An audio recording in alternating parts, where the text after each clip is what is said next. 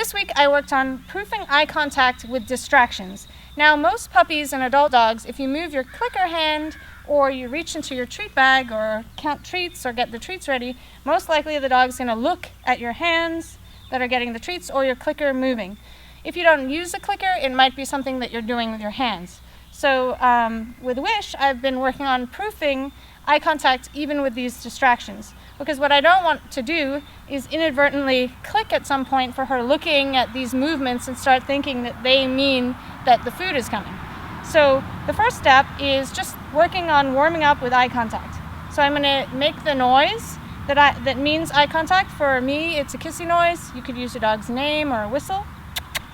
I'm going to click and reinforce. If you can't get your dog's eye contact first, then you can't play this game. So you really need a nice, strong behavior of eye contact.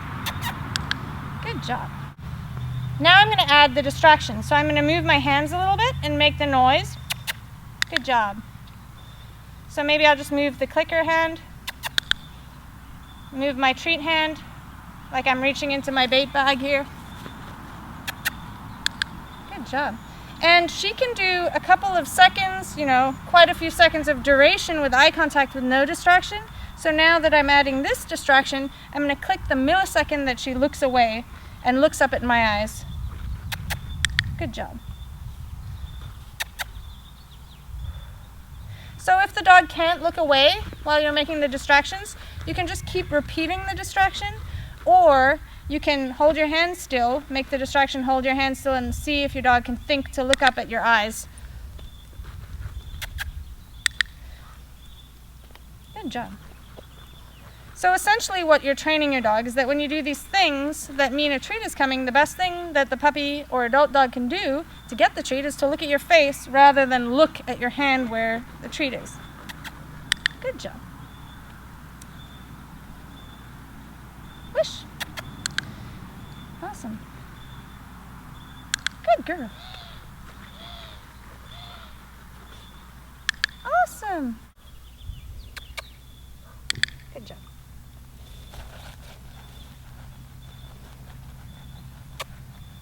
Good girl. Practice the other way. Sit. Good job. Good girl. Another distraction that I work on because I have multiple dogs is feeding another dog a treat while you're training multiple dogs.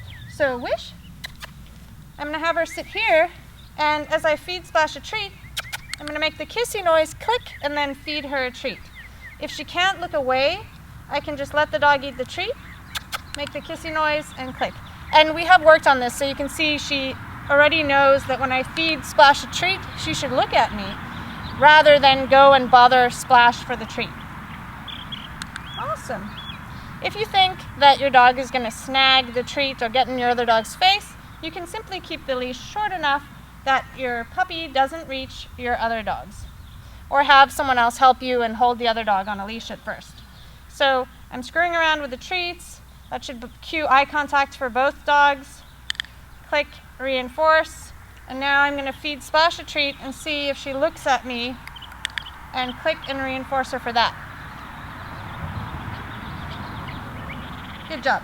Now I'm going to feed her a treat, and as you can see, Splash isn't as brushed up on this training, so I'm going to wait for Splash to look at me, or make the kissy noise, good girl Splash, and then feed a treat. I'm not going to click right now because I don't want to confuse the puppy.